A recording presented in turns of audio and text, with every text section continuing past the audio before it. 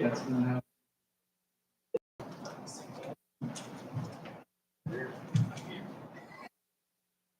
It's just we're not gonna have 30.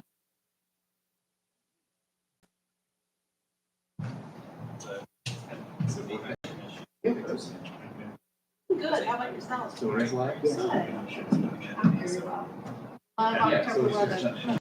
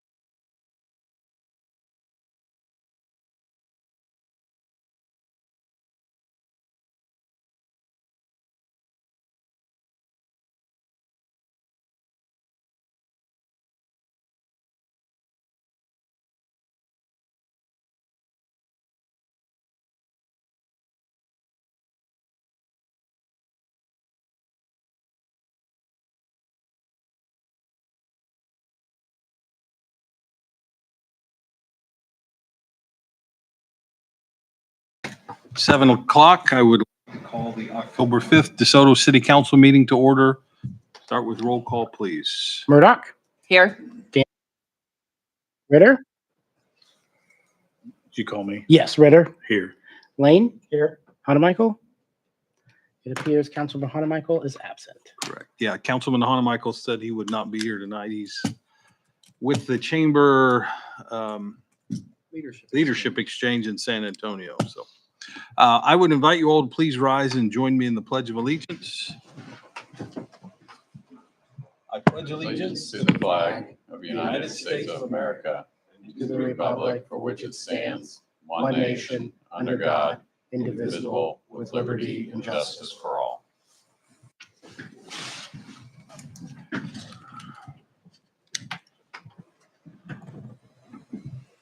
All right, our first item tonight is a public hearing relating to the issuance of $12,500,000 in property tax abatement and sales tax exemption for construction material for Rio Vista LLC. Patrick? Yes, council, what you have before you is a request for issuance of industrial revenue bonds in the amount of $12,500,000 for the Rio Apartments. As we've previously discussed, this transaction does not affect the city's credit rating. It is simply a mechanism to assist a developer and primarily to allow for a tax abatement and exemption for construction materials. So Jeff White was not able to be here this evening. He's the city's financial advisor. But he did run a cost benefit analysis at the level of abatement of 75% and 90%. For the city and county, on both of those levels, it showed net gain to the city and the county. With that, I'll stand for any questions. We do need to decide what level of abatement you're comfortable with. The applicant has revised his request from 100% to 90%. I put Dustin's email in the packet, so yeah. With it, but the action later in the agenda will be a resolution of intent where you're memorializing what you intend to do on this project. Do we have to discuss and establish a level of abatement before we hold part of our deliberations later? And we could not authorize more than a 90% tax abatement. I just meant before public comment, it's not required that we set the level of abatement prior to taking public comment. Correct. Okay. Yeah. That was my question. Questions from council? So I guess for the benefit of those that might not be familiar with the project, this was our old Public Works and Water facility. No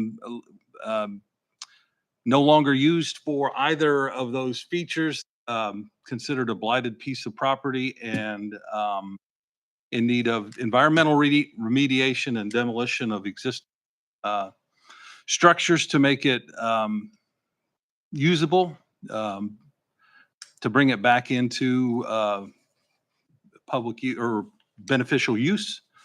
And those elements are expensive. It's also an infill.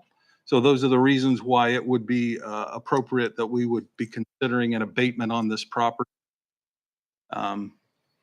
And with, unless there's any other comments from council before I'm ready to open the hearing. Also not on the current tax rolls, as it is not a tax property. Yeah, it's an untaxed property and had been, for many years. So unless anybody else has any questions or comments, I'm going to go ahead and open the public hearing. The public hearing is for this item. If you wish to comment, please come to the podium and state your name and address. We will limit comments to 4 minutes. And so let me get my timer ready. Okay, there, I turned it on. Charlotte O'Hara. I live at 15712 Windsor Street in Overland Park. And I understand you're wanting to incentivize this project. However, when you do a cost analysis and you say that giving a piece of property 75% or 90% tax abatement is actually going to increase your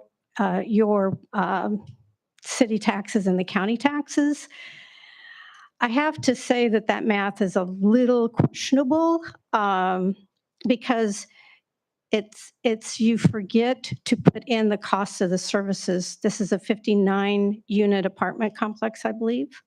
And so those costs of services are going to have to be picked up by someone, and that someone is the rest of the tax base. As you well know, with your incentive with Panasonic, the $200 million there, the county has had to subsidize this for the roads at 7.5 million and for the fire station another 7.5 million.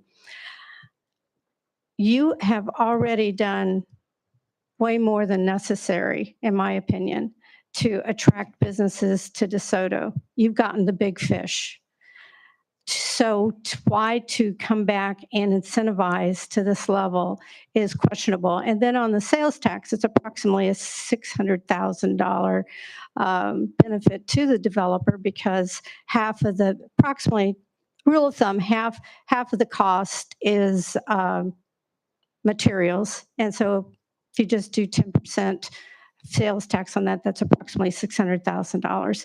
And I just want to remind the city council that currently in 2022, that's the latest numbers, that in tax increment finance districts and industrial revenue bonds across the county is costing the public coffers $93.5 million. This has never worked. Post-legislative research shows that at least 80% of these projects would come in anyway. In the past, it had been on industrial and commercial, and now you're taking it into residential. And I know that there's more and more of those projects. And I understand interest rates are a huge issue, but they're a huge issue for everyone, not just a certain class of people that, oh, you're just going to have to pay. If you give them 90%, they're going to only pay 10% of their property taxes plus the 8 mills for the school district. So I just would caution you as you go forward, to say that by giving this abatement that you're actually going to be bringing in more money. Well, with that logic, no one should pay any taxes because then your coffers would be bountiful with tax dollars, and I don't understand how that could possibly work. So anyway, I appreciate you for listening to me, and I look forward to. Thank you for your comments. Anyone else?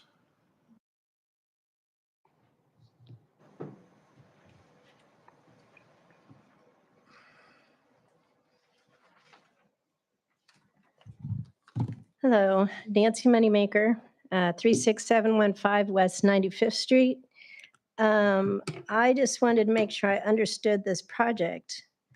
So having so many projects going up around me, I figured that DeSoto will issue the bonds to finance the costs of acquiring, purchasing, constructing, installing, and equipment, 38 one-bedrooms and 21 two-bedroom rental units. Is that correct? I mean, you're pretty much paying for all of it. And they're all 1 bedrooms and 2 bedrooms. And it says it's a family multi-unit. So also 90% property tax abatement for 10 years. If the developer puts an elevator to the roof in one of the 3 buildings, so there's no elevator in the other 2, is that correct? So I think it figures out to $211,000 per unit for 1 and 2 bedroom apartments. If I'm correct, I'm not sure. Okay, the developer has until March 31st, 2025 to obtain all necessary requirements to start construction and commence construction. Sounds like DeSoto is a little desperate, and the commercial developer is getting a sweet deal. For a commercial developer, that's pretty nice. And the citizen seems to be again the loser when property tax rises and the fixed income long-term residents have to sell their property to make their life work. So I thought, well, maybe these are just awesome looking apartments and everybody's going to want to move into them because they seem to be right near the river. So I scrolled down to look at the apartments and my husband says, by the plans that he saw, it looks like a correctional facility. So I don't know if there's any room to make these things look nicer if you're going to spend all this bond money on it. But you might consider the plan and the cost and the taxes. Thank you. Thank you for your comments.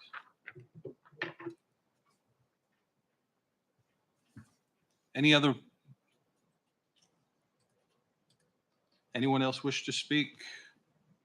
All right, going once, going twice. I'm going to officially close the public hearing. This item is taken up for action by the council in our regular agenda as, where is that at, Mike? Item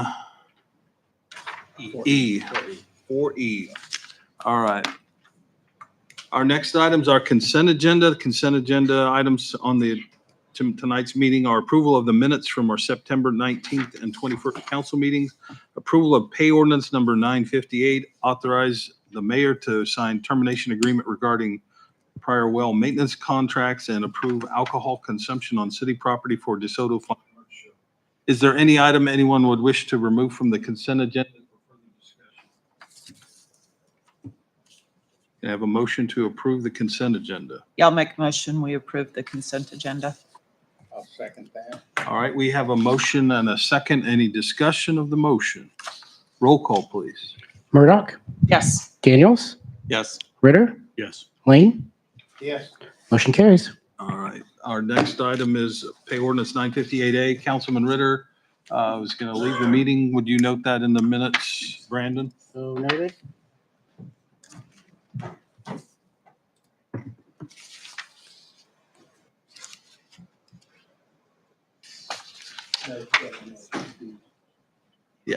I'll make a motion to approve pay ordinance 958A.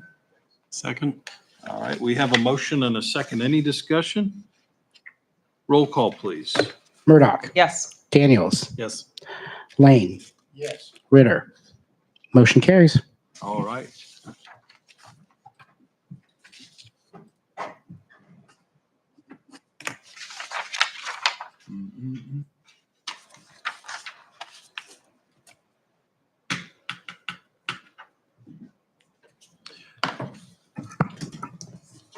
Our next item is called to public. Members of the public are welcome to use this time to comment about any matter relating to city business not listed on tonight's agenda. The comments that are discussed under call to public may or may not be acted on by the council during this meeting.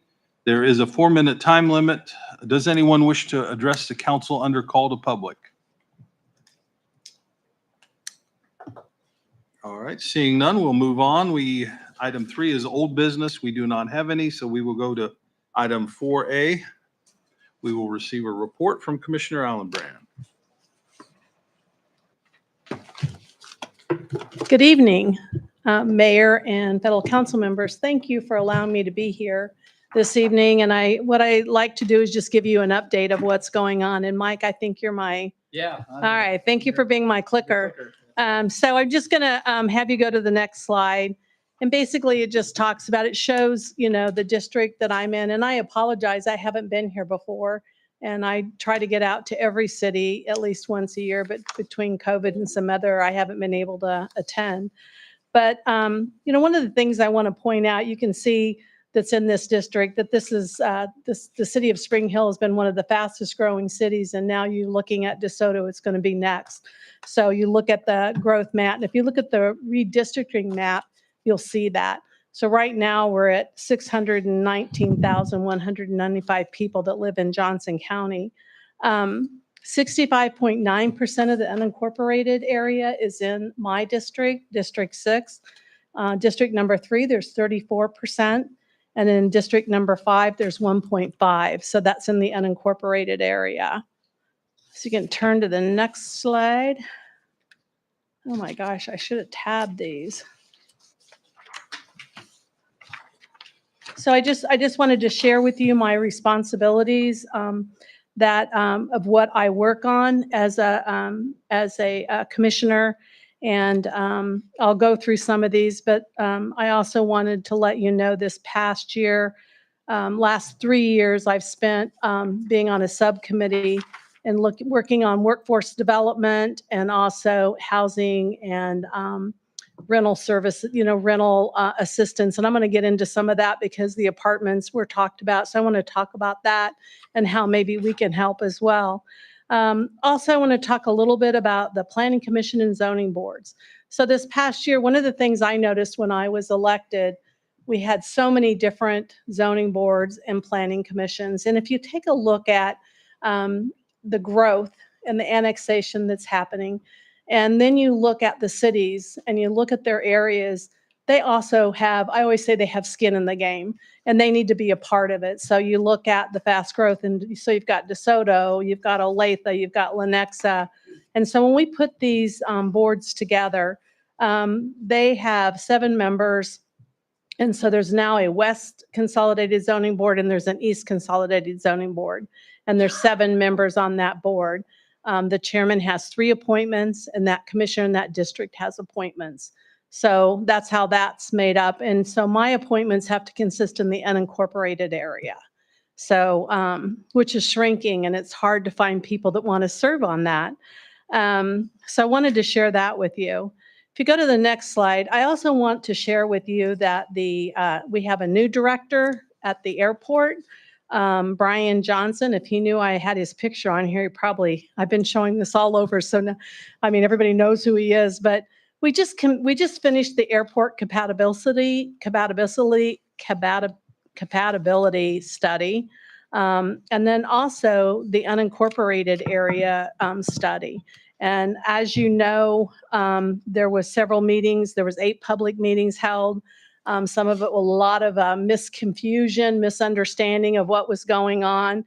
So we continued to hold those. And by the time we got down to the end of it, there was more understanding of what was going on. So taking a look at the new map, I really appreciate the city of DeSoto and you helping, because I feel like we're partners and we work together on holding those meetings. So I really appreciate that.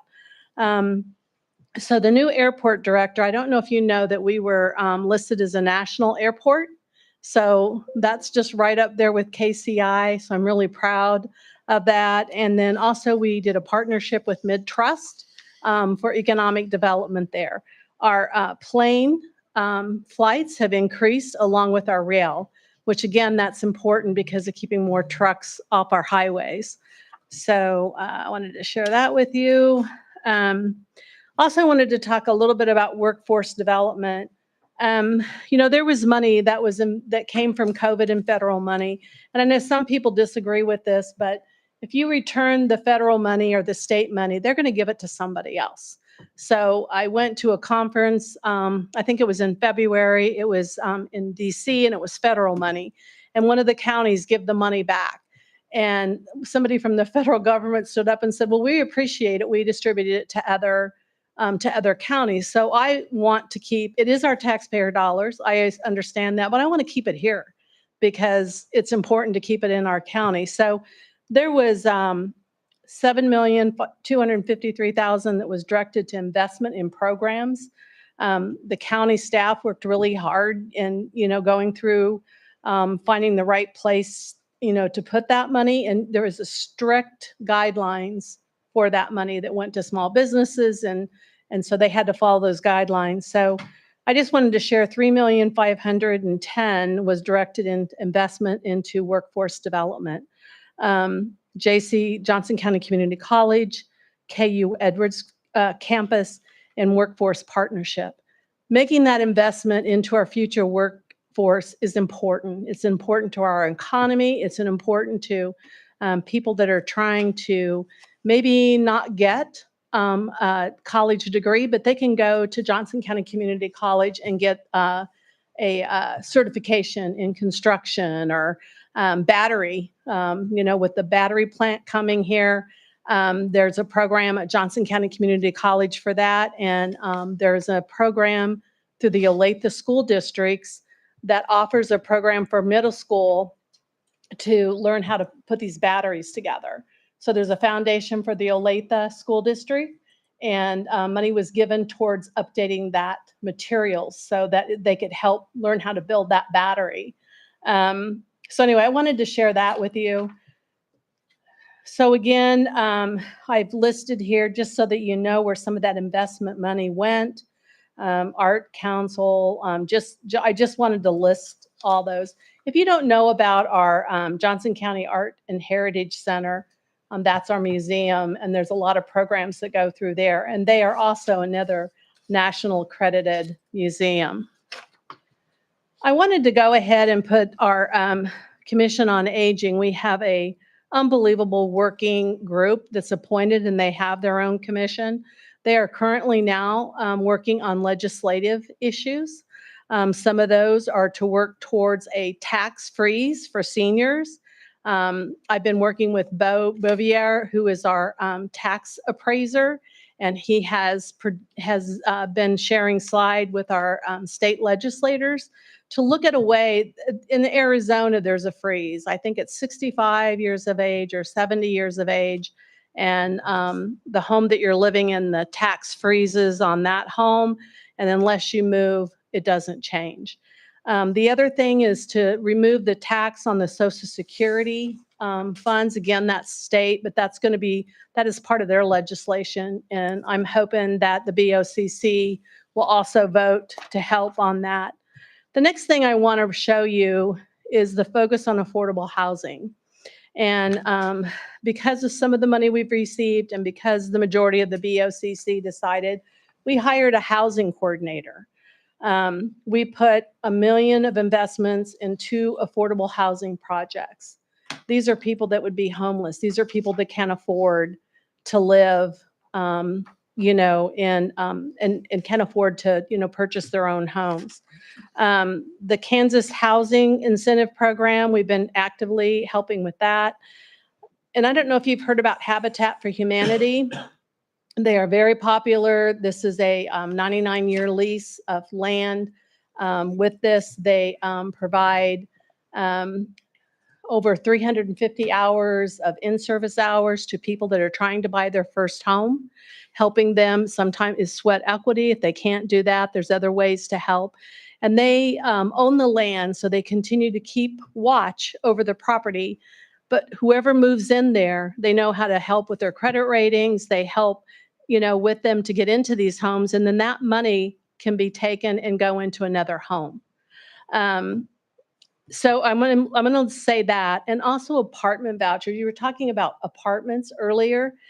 There are voucher programs and also rental assistance that's offered. And it could be one thing I've discovered here, this could be people that are living in DeSoto. Could be people that are coming here and they need to have a place to live. So Mr. Baumgartner was nice enough to provide me with some developer names, and we're going to go out and meet with them to see if it's possibility of knowing what that rental assisted is on the apartments, and also possible vouchers, and then also the Habitat housing. There was concerns with the program that happened in Olathe. There was a lot of people that showed up with misinformation about the homes, and they're kind of finishing up their last public meetings. And once everybody really realized that they oversee the grounds, there wasn't so much misunderstanding about it. The next thing, I continue to work with the Johnson County Farm Bureau. We've got, you're surrounded by unincorporated areas of ag with haunted houses, that seems to be one of my kind of thorn in my side, just in the haunted houses. And then there's also some great things going on with pumpkin patches and other things. Fire District 1 is in my district as well. We continue to keep helping. I am going to continue to support the master plan for K10. We need to look at that road. I've been working with KDOT and also with a group that's been hired to do the study, getting people involved in that. I happened to be in an event and found out this one developer has a lot of property in Eudora and Douglas County, and he's going to build homes. So if you take a look down 10 Highway and see all that's coming, it's not just Panasonic. There's a lot of development going on. We're having a public meeting on October the 19th at DeSoto High School, and this is for broadband for the unincorporated area. So I just wanted to make you aware of that. Just a little bit about the Northwest development. What I wanted to let you know is that, of course, you've got the Panasonic part going in. I'm excited about the Nassau event that's coming up. I sent it over. It's the Nassau. It's the first weekend of November. We'll have astronauts here. It's a partnership that Panasonic is doing with Johnson County Community College, Flint Center. So there's lots of great things going on.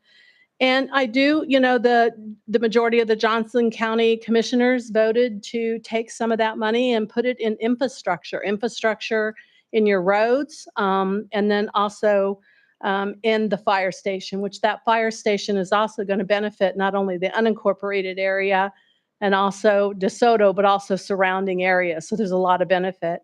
At this time, I'd like to introduce Joe Connor, because I'd like him to tell a little bit. I've been so lucky that the county Joe Connor has been working with your fire chief, and then also Chief Francis in our facility. So I'd like Joe just to kind of give you an update.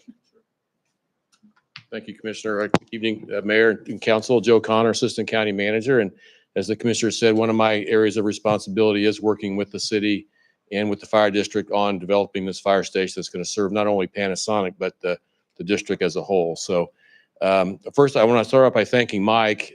We've had a great level of communication.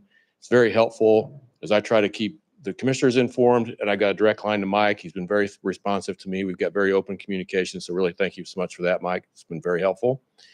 So just what's happening now, there's kind of parallel tracks happening. First is the land transfer. I believe that the parcel has been established. It's been through the city zoning process. What we're waiting on now is the federal government. Since that was Army land, it's got to go literally through the Pentagon, from what I was told. And so once that happens, hopefully sometime this month, that land will be free and free from any liens or anything else and transferred as a parcel. It's about a 10-acre parcel for the fire station that's going to be located there. The other thing that's been happening, so starting last December, we entered into a MOU with the fire district, and we started doing planning and started spending money to get this fire station ready. And so we started last December. This summer, we entered into a much larger contract for final design. That was about $1.5 million. It entered into a contract with that. So we expect that major process to run through December. At the same time, we're going to go through and pick a contractor. And so we're going to use the construction manager at risk process to develop this fire station. So you'll have the designers and the architects working hand in hand with the contractors. And what we'll end up with sometime early next year is a guaranteed maximum price. And then we will turn that over to the contractor and they will build it for that amount of money. So it's moving quickly from our end with the fire station. Again, I know we've got a big time coming up here on the 19th. That'll kind of be the final piece for a lot of things. For you all, mostly for you all, but certainly for this fire station, it'll be kind of the last piece of the puzzle for us, and we'll be off and running. So that's about it what we have now. So there's been a lot of work going on, a lot of planning, but I feel like it's going just nothing but downhill now, and we expect to have a really good product. And then we will again work closely with Mike and the mayor and the rest of the council on the development agreement, and bring you guys a really nice product for your community. Stand for any questions if you had any about the fire station. Okay. Thank you guys very much. I also want to add that MEDAC is going to be in the fire station as well. It's just something that you haven't had before. So that's exciting as well. So thank you, Joe. So I want to go to the CARS project, just to let you know, in 2023, we did the Lexington Avenue. As you all know, that CARS project is a partnership. And today, hot off the press, we approved the 2024 CARS project on Lexington Avenue and 95th Street to Sunflower Road.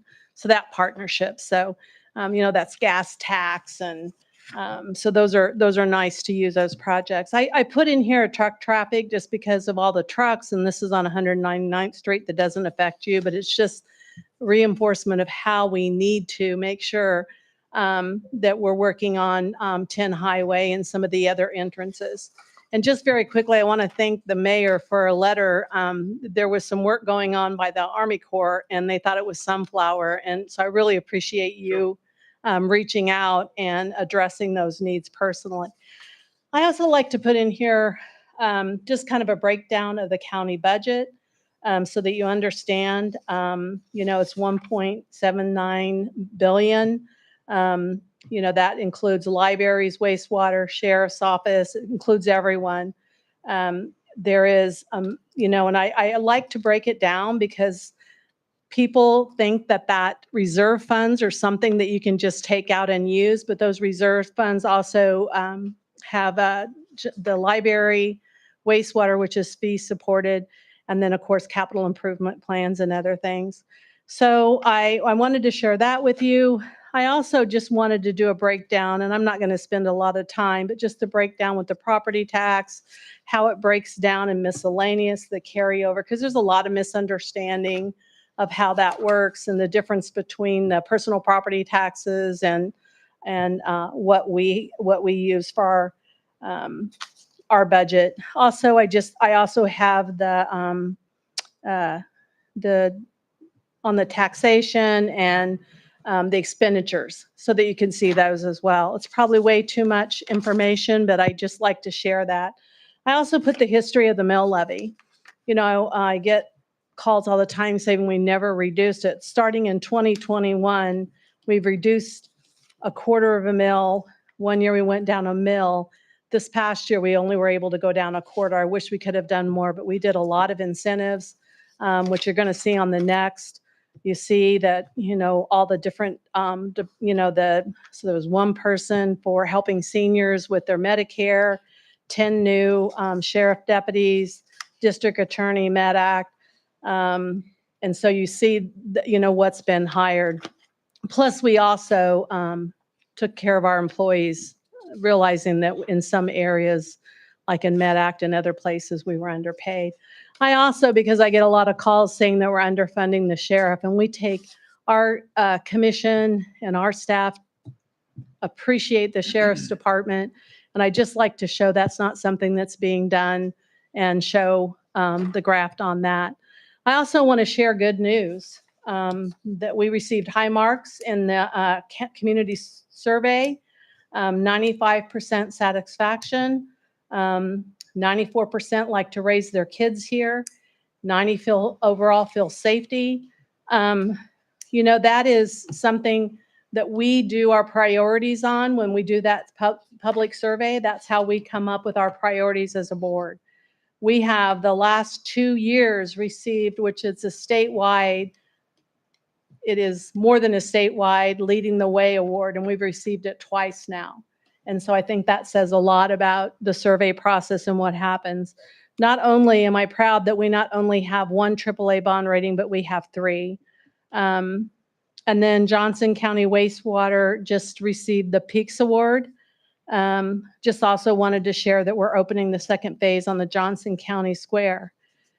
Also want to let you know that there was a survey that was done in DeSoto, and that is for the library. And there's been a lot of miscommunication about this refresh on the library.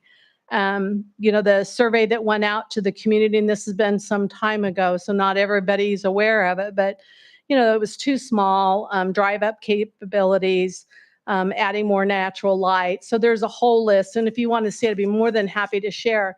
But we have to refresh the libraries, and we can't just take the money that was put in capital improvement plans and then put it back.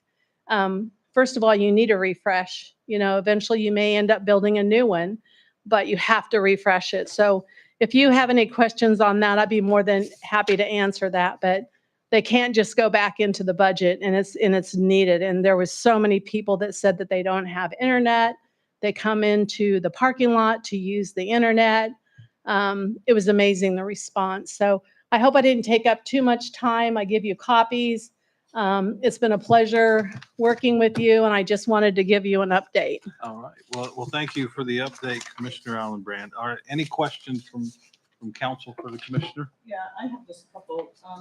Early at the very beginning, you talked about Spring Hill's growth being the greatest growth, and now. It was one of the fastest. growth. Yeah. Is that mainly homes, or is there a lot? It's a combination of homes and industrial, but they, now they're saying that DeSoto is probably going to be next. Spring Hills it's housing. Oh, yeah, there you go. Fastest growing population in the state. 15%. Thank you. That clarifies it more. And you know what I can do? I can email each one of you. We just had our last meeting. We have to every so often do the redistricting. And so they did those numbers, and you see 2 districts that are rapidly growing. And one was where Spring Hill's at. And then you look at 6 and it's like, whoa. But we've decided we won't do any redistricting until 2025. And I think that they're probably the county will probably hire somebody, but I'll share that with you guys. I'll send it over to Mike.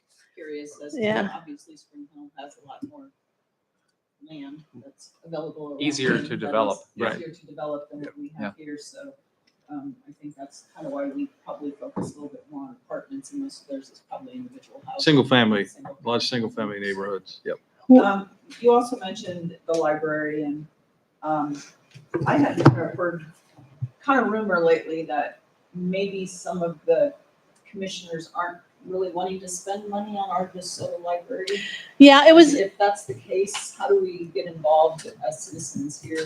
Not necessarily a council member, but what can we do to make sure that we're not brushed under the rug when there's money there? oh, believe me, as your liaison, as the commissioner here, I will help do whatever I can to get your voice. And when this came out, and it was the library, in fact, Mitra, who's part of your district, is on that board, and they have their own board. And, they do these surveys to look at the area. And there was a couple of commissioners that were thought that the money should go back into our general budget or go back into their general budget. And you can't do away with kids. It's not just kids, it's adults. And it's newspapers, it's books, it's having a place to go study and a computer to use. So yeah, I will let you know, but you can always reach out to Tricia. She's the library director, and there's a board. So And yeah. Yeah, Plug in, yeah. When I got wind of it, and then I had a couple calls from Spring Hill, because that was another one. And, I've got parts of Spring Hill. And so I just explained what it was, but they have almost 4 million, but they have enough room to add on. And it's probably going to move with the direction that they move. But eventually, what we have done in the past, we usually partner up with a developer that's willing to help, with giving the land, and then the library builds on it. So I'm sure that's going to happen in your future. I think, I don't know. So, yeah, you're very welcome.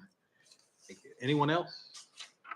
Well, thank you. You're very Shirley, for welcome. showing up Thank and you. sharing. Thank you, Mr. Connor. Appreciate you being here. Thank you, Mayor. All right, we'll continue on in our agenda. Our next item is consider resolution 2020 regarding city facility rentals. Yes, Mayor and Council. This is a request for a revision to the fee resolution. This request is coming from the DeSoto Park Board. And before we start, I just wanted to acknowledge the past chair, the chair, and the vice chair are in the room, and they're here to answer any questions if the council would like. So this request is a proposal change to the room rental fee for DeSoto facilities for DeSoto School District sponsored events. The proposal was initiated when the DeSoto high school football team booster club, they wanted to host an after-hour pool party at the DeSoto Aquatic Center. And when they were informed of the rental fees, they had asked for a discount. And unfortunately, the fee resolution didn't allow for that, which started a larger conversation at the park board level about shared use of facilities. The DeSoto School District does allow DeSoto Parks and Rec to use their gyms for basketball facilities, and also the city does allow the DeSoto School to use the Sunflower Ball Fields for practicing when that's open. And so it kind of got into a conversation about how do we as the city become good neighbors to our school district. And so over the summer, the park board came up with a solution, and basically the resolution reflects that. So the resolution would require that the request come from a administrator at the DeSoto School District. And the city administrator would have the authority to approve or deny the request based on various factors laid out in the staff report. And then those fees would then be waived. The one exception for that would be for the after-hour pool parties at the DeSoto Aquatic Center. And that is largely due to just the high level of hard costs for an after-hours pool event. Jay and I worked on this pretty heavily, and we estimate about $175 an hour just in staff time for a 100-person pool party. And that breaks down to about 13 staff members, just to make sure that line of sight is covered in the aquatic center. So we are proposing that one fee be cut in half to 50%. And then really the staff is estimating that the school district would use these facilities pretty frequently. And so there'd be no significant impact to the city budget. And then staff recommends and the park board recommend approval of the fee resolution 2020. I will stand for any questions. And like I said, we have members of the park board here if you'd like to ask them about the process. All right. Questions from council? I think it's time that we did something. I mean, we benefit from use of their facilities. I think it's only appropriate that we would reciprocate. So I appreciate the park board's work and Brandon and Jay, you guys is working on this to come up with what appears to be a reasonable solution to me. Yeah, the park board's diligence on it's been outstanding. All right. I'll make a motion. We approve resolution 2020 regarding city facility rentals. Second. We have a motion and a second. Any discussion of the motion? Roll call, please. Daniels, Yes. Murdoch, Yes. Ritter, Yes. Lane. Yes. Motion carries. All right, move on to item C. Consider DeSoto Arts Council recommendation for public art program. This is my item again, council. In 2021, the city council approved the Arts and Public Places program. The program commissions art pieces to be displayed throughout the community. The DeSoto Arts Council and staff are here to present their recommendations for the 2023 and 2024 Arts and Public Places program. We have Commissioner Linda Lane here, who's going to help me with the presentation as we get further into the art pieces. You'll remember last year, the city council purchased its first inaugural art piece, The Native Spirit, by a local artist. The policy outlines that the council reviews recommendations from the DeSoto Arts Council regarding public arts programs. Last year, the council approved leases for sculpture from Mr. Murphy and Rhonda Powers for the 2022 and 2023 program year. The leases for these pieces expired in September, and at the request of the artist, the summer fund piece has been returned. The DeSoto Arts Council and staff are recommending that the city purchase 3 pieces from Mr. Murphy, located currently at the 83rd Street and Kill Creek intersection. You'll remember this spring council approved authorization to do some landscaping work out there to kind of clean up the site, and the DeSoto Garden Club and Arts Council spent a little bit of time out there laying mulch down and planting plants. The DeSoto Arts Council has asked that we also review a submission for their local call for artists this summer. Their selection was the Seeds of Change by Chelsea Walker. And that is their one submission and recommendation to the council. The award comes with a $2,000 stipend for displaying the piece for 1 year. And the 2023 budget includes $25,000 for public arts related programming and exhibits. Mr. Murphy's piece, Mr. Murphy has agreed to reduce his price from $15,000 to $9,000 due to the highly visible location in DeSoto and the amount of traffic that drives through those sites. There are sufficient budget authority in the fund for not only the purchases, but the lease of the pieces, and staff recommends approval. So right here, we had a photo just to kind of jog your memory of the art pieces. That slide is from the slide Mike's on right now, is the slide from last year's presentation, and I just updated it to kind of explain what the plan is. The Arts Council is working currently right now, if approved, to do a backdrop and also install more native grass out there to kind of clean it up and make it look like they're grazing. And then the final piece, I'm going to allow Linda to speak on this because I am not as familiar with the artist. So I'll let her speak on the leased piece. Hello, council. We're pretty excited about this one. She is very tall. She's called Seeds of Growth. She is 10'2" by 4'2" by 6'3", and the artist describes her as establishing a sense of family where everywhere they go, even in the quiet of the open prairie. And because DeSoto is adding it to its family in a major way, the community needs a sculpture that celebrates both endings and beginnings and the camaraderie we feel as we celebrate the change together.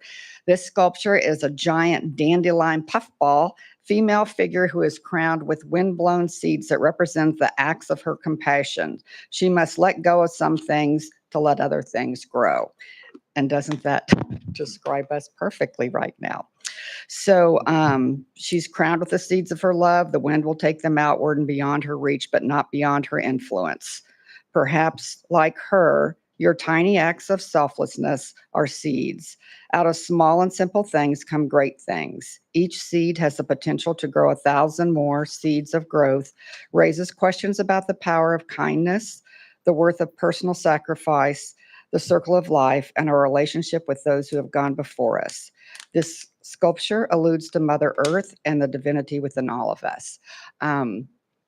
We do have a proposed location. I talked to Travis Hicks today, and he has said that he would be pleased to have a sculpture located there.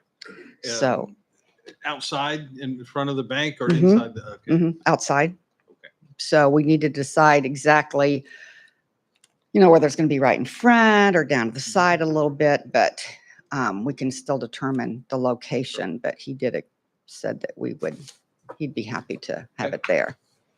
Anybody else? Questions from council? I like it. It's an interesting It's a neat piece. piece of art. I like She that. is, isn't It's, she? Really unique. Okay. All right. Thank you very much. Anything else? No, I appreciate the fact that the current artist gave us a package deal, I guess, on the 3 Oh, horses yes. as well. That was very Concerned that nice. we wouldn't be able to afford to purchase those. Well, I think it just shows the enthusiasm that people have about the arts. We've heard so many things, not only through the Art Council, but then, when we were down there planting that day, it was a little warm and we had people honking and, oh, thanks for fixing it up. So, I think people really appreciate everything that y'all are providing for our community. So thank you. And this lovely description was not mine. That's the artist. So The artist put that together. yes, that's why I had to read it because that's just not me. Thank you. All right. Thank you, Linda. Any other comments or questions? Sorry about that. I'll make a motion then that we authorize staff to negotiate with the artists and complete any necessary site preparations for the art piece installation, taking their recommendations on the purchase and the rental. Second. We have a motion and a second. Any discussion of the motion? Roll call, please. Lane? Yes. Ritter? Yes. Murdoch? Yes. Daniels? Yes. Motion carries. All right. Item D, consider conceptual site plan for Riverfest Park enhancements. This is me one more time. This is a tag team with Jay and myself. This item is a request to revise the Riverfest soccer field project and to allow for additional growth and to allow city staff to consolidate soccer programs into one location. So going back, council, you'll remember, you may remember in April, we came to you with a request for a survey of the Riverfest Park to determine where the best place to construct soccer fields that were approved in the 2023 and 2024 CIP. That survey resulted in a recommendation from not our on-call engineers, PEC, but also staff to move the soccer fields from the northwest corner of the map. Mike, if you scroll down, I can kind of show. From the northwest corner, you'll see on that map across 79th Street into this area over here. The idea behind that being that soccer fields are the most flexible of any potential growth that we would see. And so that is why we've decided to move this. This is an immediate need for the Parks and Rec Department. The Riverfest soccer fields addresses the immediate needs for soccer fields. And it will resolve some conflicts and inconveniences from parents who have multiple children that are playing. Currently, if you have children in different age groups, you may have one child playing or practicing at Countryside and one child playing or practicing at Miller Park at the exact same time. And Jay can kind of allude to this a little bit more, but we have received complaints from the community about having to shuffle and drive kids around to different places. We have worked closely with PEC as our on-call engineering firm, and they did a lot of work. This whole design and work on this conceptual site plan was a $5,000 task order put together by them over about a 6-month process with Jay, Justin, and I working on this. And we also wanted to make sure that we kept in the site plan, we allowed for the boat ramp to still exist and have easy access to Friends of the Caw. The design work for the reimagined soccer field project won't require any additional resources. Currently, the 2023 and 2024 CIP allows for $200,000 for design in 2023 and $360,000 for construction for 2023 and 2024. However, with the reimagined project, we are going to ask for more resources that I kind of outline in the later part of this report. The plan is to have the fields completely designed and ready to be presented to the city council and the public for the 2025 CIP overhaul, which will include a public engagement session. As you kind of scroll through the report, you'll notice that you'll see some of the significant costs that we have been identified by PEC. Our recommendation is to use a natural field, grass field. It's a cost-effective option compared to the synthetic turf, which will allow us to kind of lower the cost while also allowing for a quality play surface. Additionally, staff has prepared an analysis. If you scroll down a little bit, we have looked at, keep going. We have looked at our projected growth over the last several years. I believe we go back to 2017 and looked at the growth year over year, and we've made a 15% increase projection over a 5-year period. And those projections are down at the bottom, and you'll see the amount of needed fields we would have, not only based on current needs, but also are projected. And that would assume, again, just a 15% growth over a 5-year period. This plan that you'll see on the map is kind of a comprehensive plan for the entire Riverfest Park. It does include soccer fields, baseball fields, and softball fields, and a community building.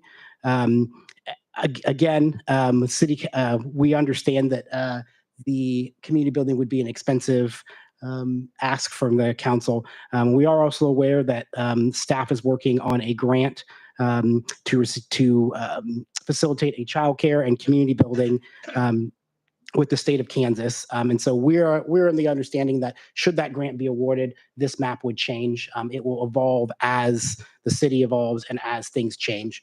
Looking at the baseball fields in the northwest corner, we're going to continue to monitor trends in our youth sports facilities, and that may be additional soccer fields. It may be more softball fields and baseball fields. We'll continue to monitor as we go through.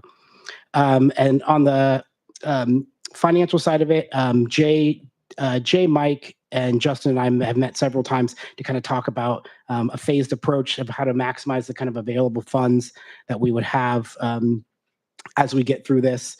And so we've identified a couple of the items that maybe we could phase in throughout, including the walking trails around the map, playground equipment, and a concession stand. The total ask for the soccer fields, for the 22 grass irrigated soccer fields, is a little bit over 4 million. So you'll see that phase one site cost of a little over 3 million, and you'll see the soccer turf. So if you put those two together, that is for the soccer fields and the estimates. And we've kind of identified some of the essential costs up in the staff report. And then the final thing is that the park board has reviewed this plan, and they're recommending that the city council authorize staff to send out the RFQ for the design fields in anticipation of the 5 CIP overhaul. And they're asking that the city council approve construction based on financial. We are all aware that this would be a very expensive endeavor, and Jay, Justin, and I have sat down, and we are under the understanding that this may be a 3-4 year process of developing these soccer fields based on financial needs. So I have Jay here. Jay is, again, our Parks and Rec expert. He can tell you how the soccer program functions today and how we're expecting it to grow with this exciting development. But with that, I will stand for any questions.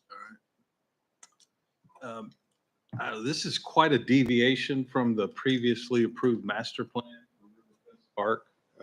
I mean, that the uses that were proposed where we've got very intense soccer were a lot more passive, like some actually a lot. I think it was a natural wetland maybe, and some RV parking. But I'm concerned that I don't know what kind of public involvement process we went through when we developed that master plan for Riverfest in the early 2000s, but I think this is such a drastic change that this would require, I mean, this is not something that I think we can make, certainly within the scope of one council meeting. I think it's going to, in my opinion, take a little bit more time to vet out and evaluate for for the council. And I'll open, anybody want to offer comments or ask some questions? Yeah, that was kind of my exact thought. I'm extremely disappointed that we've gotten rid of the natural state of Riverfest Park and turned it into a sports complex. I'm not saying we don't need a sports complex. When we bought the land on whatever that west side there was, I thought that's where soccer fields were going. Yeah, it's a shock to me, and I'm just to be honest, I'm really disappointed that we're giving up the beauty that we have down by the river and potential activities that we have down there that we have never put money into or wanted to put money into when they were minimum costs to something that's huge like this that will take all of that away. Yeah, like I said, I know we need soccer fields. I have said that for years and years. Very disappointed in the past that we didn't get to do that at Lexington Lake, and now we're doing the same thing here at Lexington Lake. That Johnson County didn't want us to do there was take away the beauty of natural, what is down there, to make it into fields. Seems to me that there's surely flat land somewhere that we could have done soccer fields or kept with what I thought the original plan was, which was putting soccer fields on that west side so that the beauty of the other would still be there, overflow parking if needed. And, you know, a lot of that just goes from the passion that I've had of outdoor sports and ideas that I've had for years about down here, and other activities that could happen down with this park, joining with county efforts and doing different things, and realizing that, you know, my ideas have always been put on the back burner because there's always costs associated with that. And I never have felt that we've at any time until the last couple of years put the money into parks that we probably always have needed to do. But so this is yeah, it's a shocker to me. And I guess, you know, I'm not ready to make a decision on this at this point. I also, though, am learning that, you know, it's not about me, it's about what the community wants. And if the community is telling you this is what they want over nature parks and Frisbee golf and maybe biking trails and camping to place to take your kids locally to do that first camp out, then that's fine. But I need information where that's been not just developed by an engineer in consulting firm, but the community. So that's all I'll say right now. Thank you. Any comments, Rob? Questions? So I first thought it was a little bit of a surprise, listening to the park board and their deliberations. I think part of it comes back to where else would it go? And I mean, I remember those days of having the kids where one practice was in one location, one was in the other. Even games were split. So Yeah, I will say, Council, this is the most popular program that Parks and Rec has. Why is the soccer fields not on the land we bought so that we could keep the park what it was there? That soccer is what this is all about. Then why are we taking the land we bought and doing nothing with it and taking beautiful ground that really is going to have work done to it to make it good soccer fields? Because that's, you know, an area, my understanding, we really didn't do much on because it was, you know, half sand and, you know, gets flooded with water and things like that. So, you know, if this was flip-flopped and your soccer fields were in the area that we bought the land for soccer fields for, and the future possible needing baseball fields was on the other side, you know, my mind might not be quite so drastically against it. But, you know, that's not the way we proposed this when we bought that land for soccer fields. Right. Yeah. And I think so that's kind of where we're at. Part of that change, and Jay can talk to this, is the topography and the creek that runs through it created issues for using it the way that it was when we first looked at purchasing it. Well, we probably didn't do good diligence then when we purchased it, if we purchased it for something that had a creek running through it. Go ahead, Jay. Yeah, what Rob said was correct. Initially, the thought was that we would be able to, this was, I believe originally without even the recreation center there, was we'd be able to put the baseball, softball fields and the soccer all on what I would consider the southwest side of 79th and not disrupt anything on the northeast side. And then once we had the boundary and topo done, we had some limit. We knew there were going to be some wetlands. The wetlands that are identified here are actually less than what were identified originally when Riverfest, the original Riverfest Park site plan or master plan was completed. But the creek that runs down through on the southern border and how it kind of chops up that property. And I think what Brandon mentioned earlier was our original plan was to use that, I guess called where the baseball and softball fields are located on this map. That was going to be the soccer. And the thought was that, you know, in the long run, without other land available, the need for baseball and softball fields is going to come. And how could we fit everything we wanted into that jigsaw puzzle? And with the land on the northeast side, kind of chopped up a little bit, you can finagle the soccer fields around more on that area. If you were to pick up the baseball and softball fields that we think we're projecting we're going to need in the future, they don't fit on that side, was the issue that we ran into. Because of, if you see the blue is on the soccer field side, those have been identified as wetlands. And then there's a small one down kind of on the bottom right of the soccer fields. So we've got to stay out of that no matter what. But that made it difficult to do baseball, softball fields on that side and the soccer on that. So we were trying to think further down the road in terms of needing facilities. What we didn't want to do was put something in the wrong place and hinder us in the future of being able to try to add additional facilities. So in order to get all of that done, that was the best way to put the puzzle together.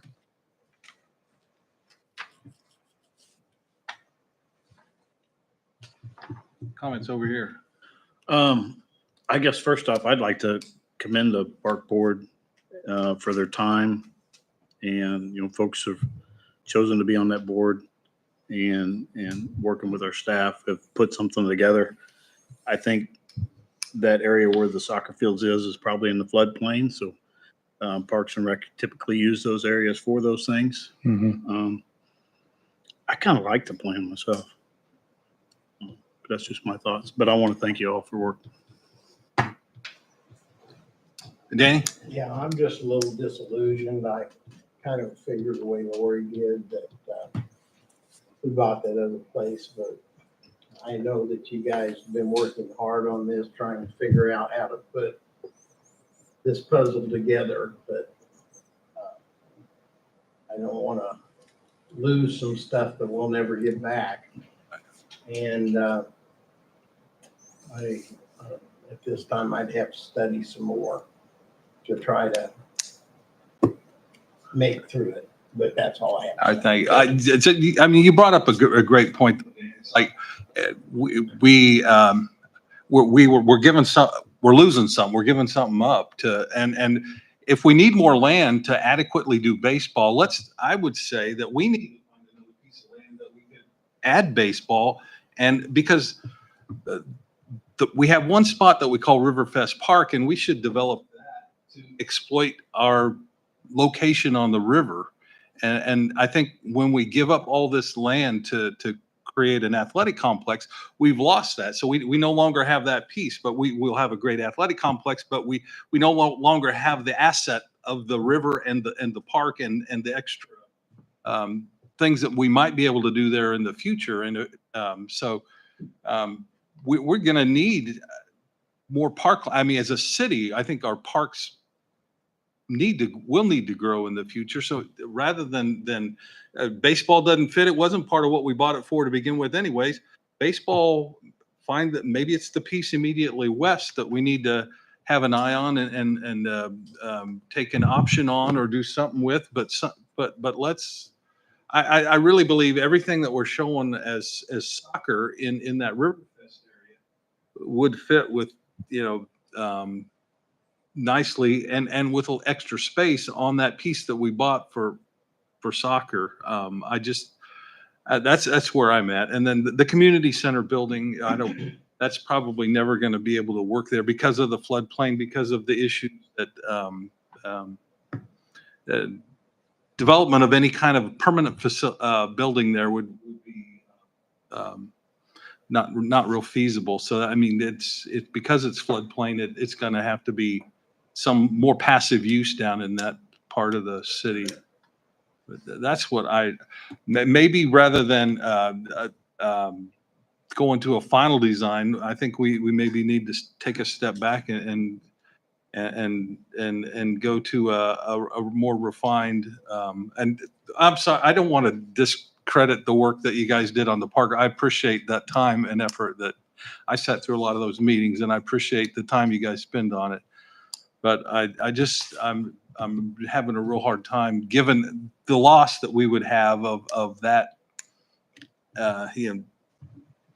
park that we currently have in our inventory. We have to give that up to create something else when we should maybe be looking to add to our inventory for that future baseball rather than trying to fit it in. So my rambling 2 cents. Are there any designs that have soccer in the other side? I mean, is there a part of this study? Is that something that? Not from Pete. Well, if we go all the way back to probably when we started with PEC, there's been, I don't know, Yeah, probably there's been 10 different renderings that different we've gone renderings, through.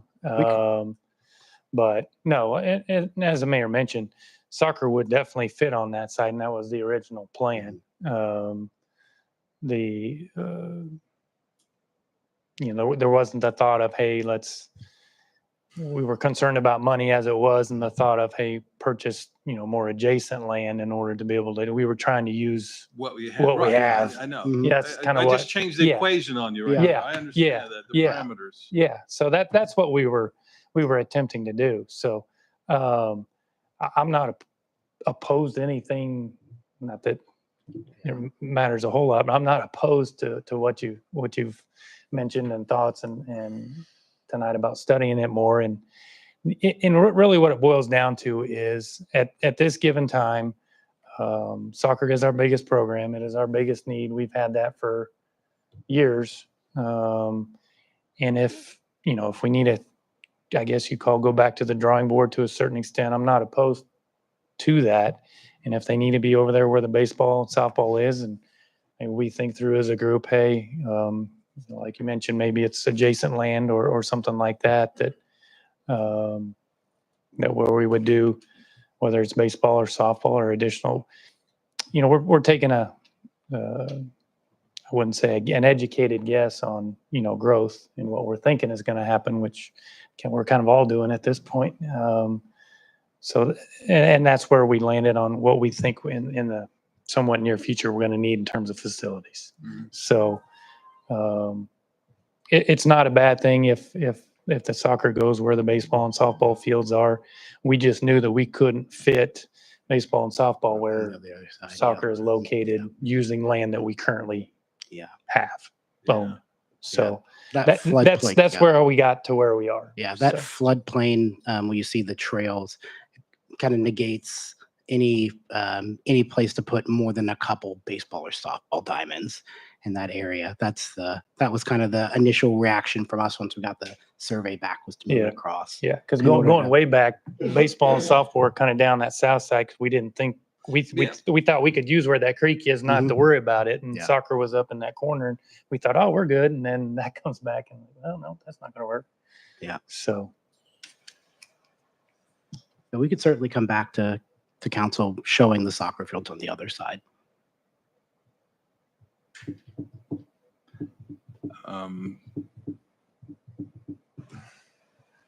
I don't know. We have that would be my preference, but I don't have a vote in it. But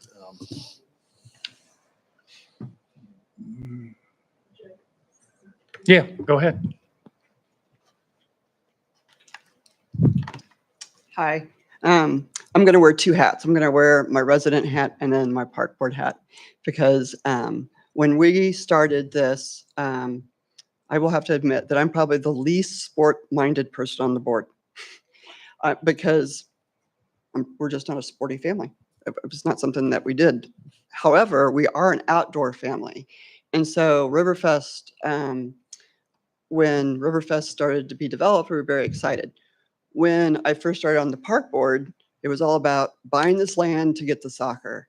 And I was like, man, that was a huge bond that y'all wanted, and then COVID hit and it didn't pass. We didn't get the walkways that I felt was even more important than soccer, because it was going to be beneficial to everybody in the city of DeSoto.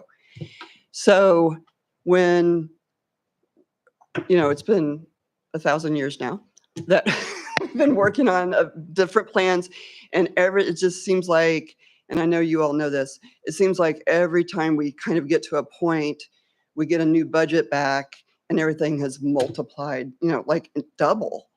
And the board, as a whole, the park board, we're just like, oh my God, are we asking for golden doorknobs? Are we asking stuff?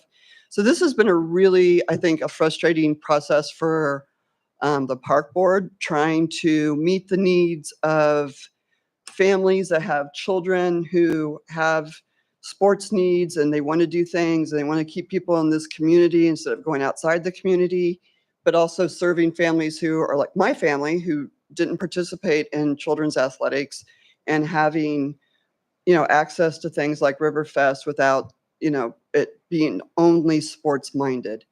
I think that the guys on the park department. I think they work really hard. I trust what they say about the growth. So it's great to hear that as we, as a community grow with Panasonic coming and there's a projection and there's going to be even more need. But it, you know, we had the bond, it didn't pass, we acquired the land. It wasn't what it was said to. So there's been a lot of frustration, I think, in getting what I think city council would like, what the community would like, and not all the information. So if we can do a soccer field on the one side, and then the city council can say, yeah, we're looking to, maybe we need to do more land somewhere else, so that whenever the park board goes back to the drawing board, one of my premises has been, we have to show the residents of DeSoto that we really want to do things for them without asking them for money every time. Without saying, we'll do this, but we're going to have to do a bond for $3 million. We have to show something. And I think we've done some things at Miller Park. We've got the new playground equipment. We've got the parking lot. I think we're making progress and it's happening, but I think it's important as a resident that we also show the residents that we're trying to do this without digging into their pockets all the time. Okay, thank you. Thank you, Mary Jo.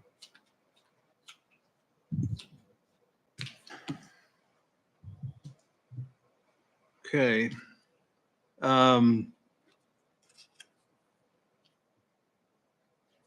So we don't really have a full I mean, I'm kind of hearing like a split voice amongst the council. If it was me and I could just say, I would direct staff back to a plan that just put all the soccer on the west side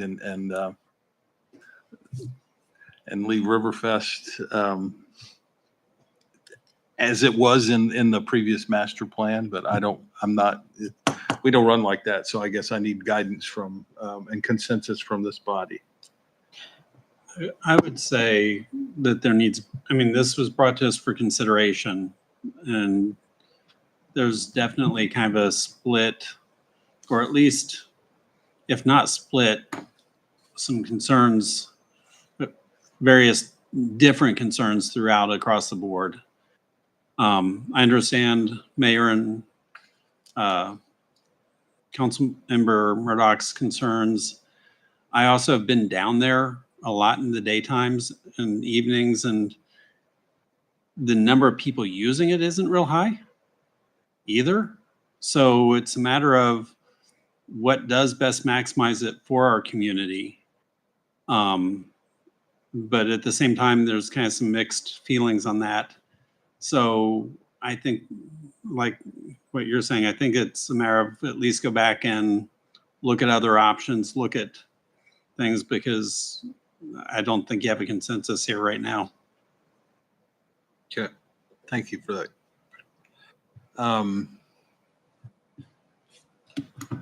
I think that's your direction, Jay. Go back 5 iterations that DEC had, and let's see what that was. And but I think bring back a plan that focuses soccer, that holds harmless the existing property on Riverfest Park, and maximizes our soccer need, and then identifies maybe a land area that for future baseball, softball that we would need to have in our. Mayor, could I ask one question? Sure.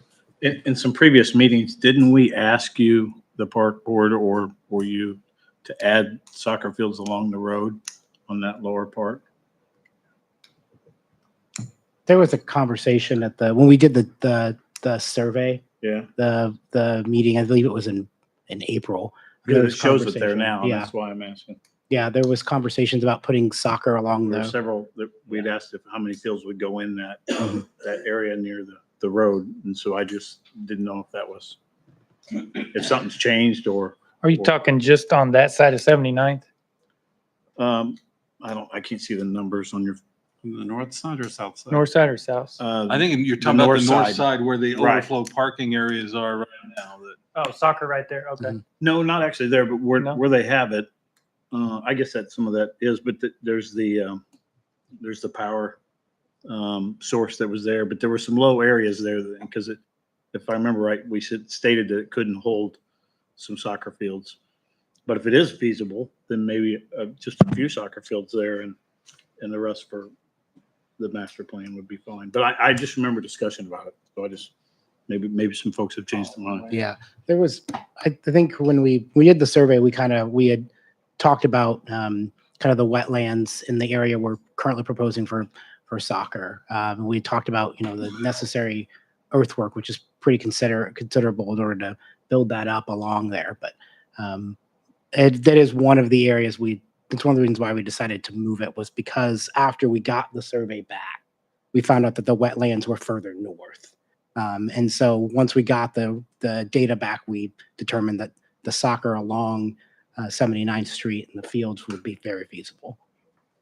Other challenge you would have if you put some on one side, some on the other, is if you have a concession, then people would be having to cross 79th with potential Yeah. traffic for concessions, bathrooms, things like that. No, I just wanted to know if we'd seen anything on that. I do agree with you about the parks. I think most folks are the county parks, the bike trails. So that's all I had. I appreciate your work. So Jay, just one question.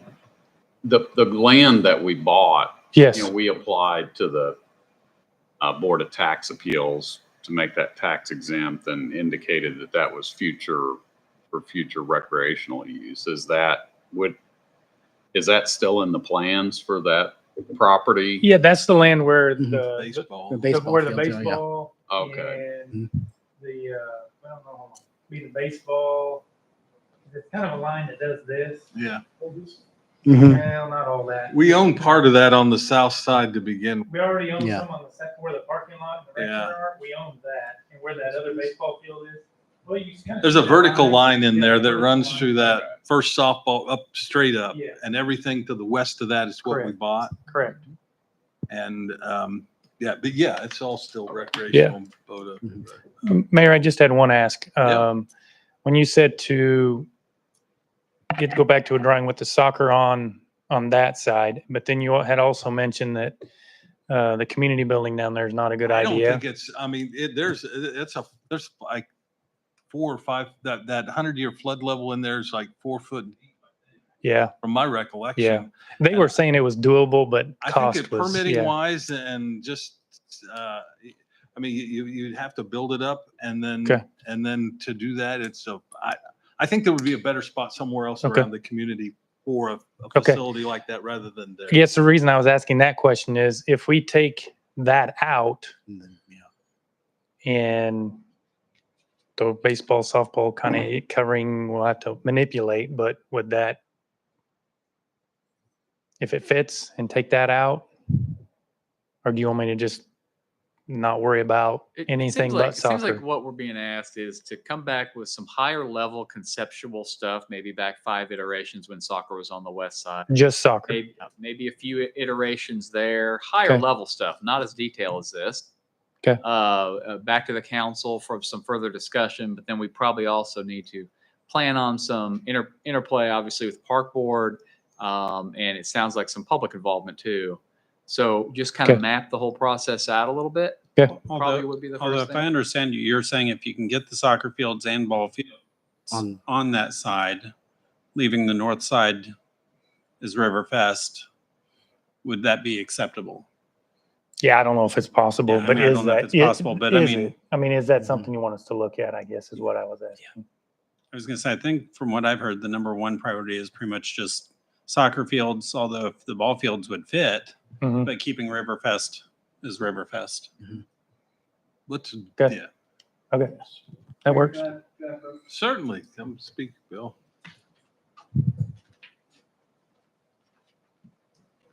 Thank you, guys. Bill Miller, 9509 Corliss Court. Been on the Parks Board since about 2016. Mayor won't let me off. We have, I'm not exactly sure when this piece of land came up, but this project has been in discussion at Park Board meetings for, good 5 years, probably, pretty close. But I want to tell you, we appreciate the conversation, but it kind of clicked that sometimes as a Parks Board, we don't often come to council meetings and we don't necessarily get the whole picture. So it's possible, well, I'm sure we'll be a little frustrated that, hey, here we go again. We're going to have to rethink this, but I think it's well worth it. Appreciate Councilman Murdoch and Mayor's comments.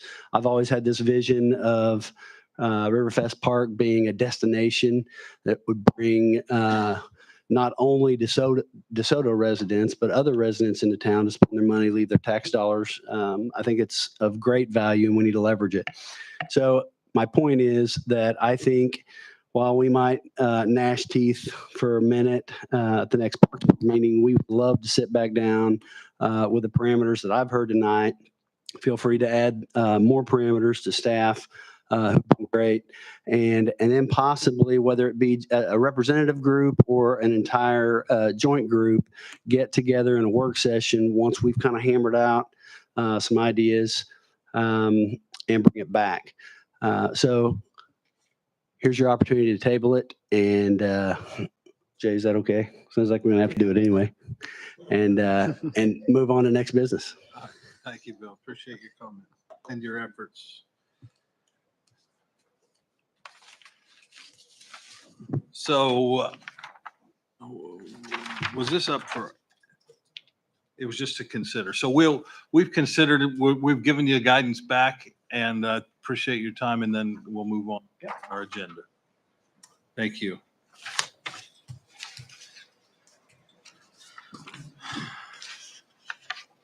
All right.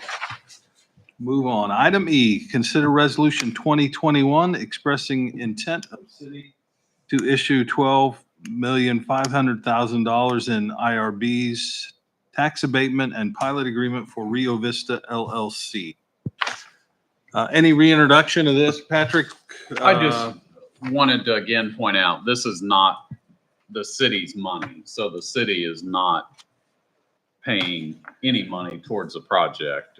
We are considering abating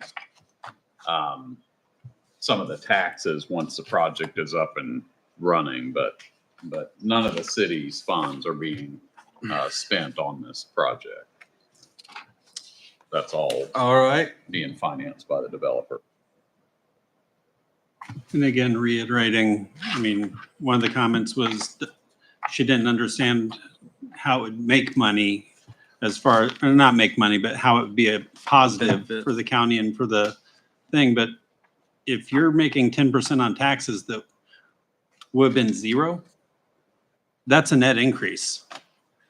I mean, there are no taxes on that property going to the county, going to the city, going to anything right now. So if even at 90% abatement, we're getting 10% of the taxes that are going to be on that facility, that is a substantial net increase for that property over what it was. And I mean, that logic's not hard to understand. So.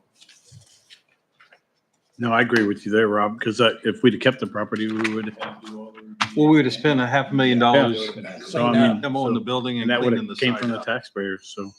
Right. I totally agree with that. So I ran through remember the spreadsheet I had, which was the school. As far as holding harmless. Right, estimating the students that might be generated by such a project.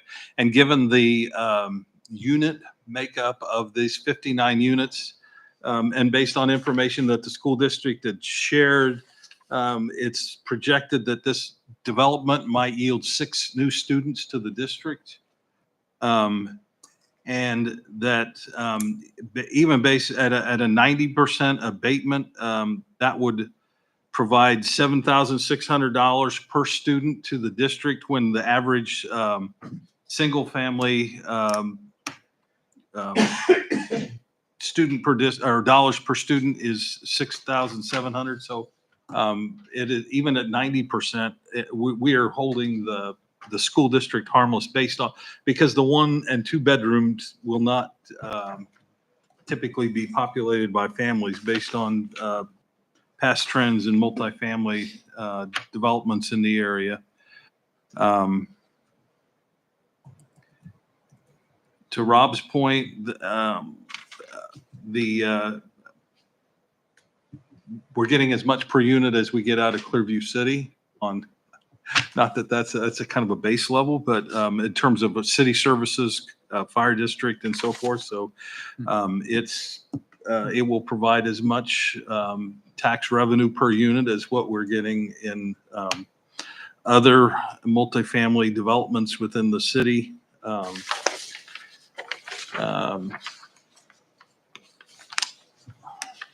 I think those were the main points. I don't know. I would ask the applicant if you had anything you wanted to add to the presentation tonight. You don't have to if you don't have anything you want, but if you had.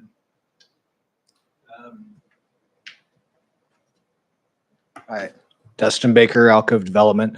I'll just say that I took the comments that were made last time and reworked it and was able to put the elevator in the building.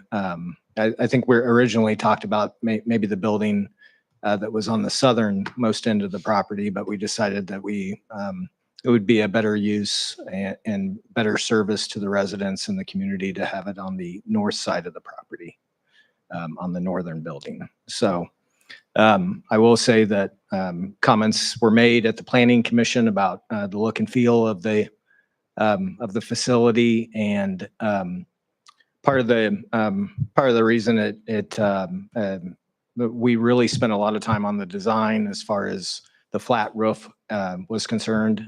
So that's part of the look and feel. We did make a concession to the Planning Commission that we would really take a look at the material selection of the facade and look at ways to kind of mix it up to get a little bit of a diverse look to the buildings. So we're going back to the drawing board on the facade that the type of material that we'll use. That's really all the comments I have. I'll stand for questions. All right. Any questions or comments from council? I'm favorable to the 90%. The infill work that's been getting done has been quality and it definitely benefits the community. And I think this will as well.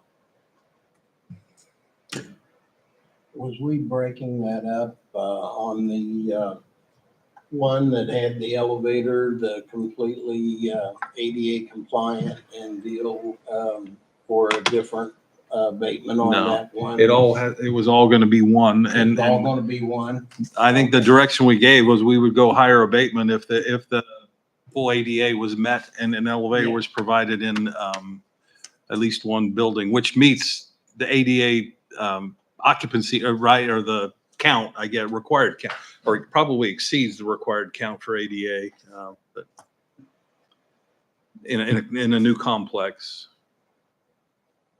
Lori, did you have? Yeah, I have a comment? few don't know. comments. Sure. Of course, a lot of what I was thinking has already been stated, mainly what the mayor said at the beginning of the public meeting, but I'm just gonna kind of go over a couple again, just because they were my thoughts and I want people to know what I was thinking before everybody else said their stuff too. Originally all for the project, but I also thought originally our idea was more of an affordable housing type apartment. And I don't know anymore what an affordable apartment is because I don't have to rent an apartment. And, but I do know that apartments are everywhere and they are not cheap to live in, just like buying a house is not cheap. It's just lifestyles in general. So people who are, the comments that I've had from people, some of their comments about that and, apartments and how expensive they are. I had to remind them, you live in a house that you've had for 50 years or 20 years or whatever. And it's different lifestyle for the kids and anybody nowadays that don't have that benefit of owning a house. So I have to kind of, both ways. Okay, is it or isn't it what we want? But we are taking blighted, as the mayor said, a piece of property that would cost us a lot of money to do anything with. The city really doesn't have a need for it. Unfortunately, we can't put baseball fields there or we would be in shape. There's not a lot that the city can do with that piece of property in the condition that it's in without spending a lot of money and ending up coming back to probably the same sort of thing, giving it to somebody for a development. So overall, it's a good use to have somebody come put a apartment complex of this size in there.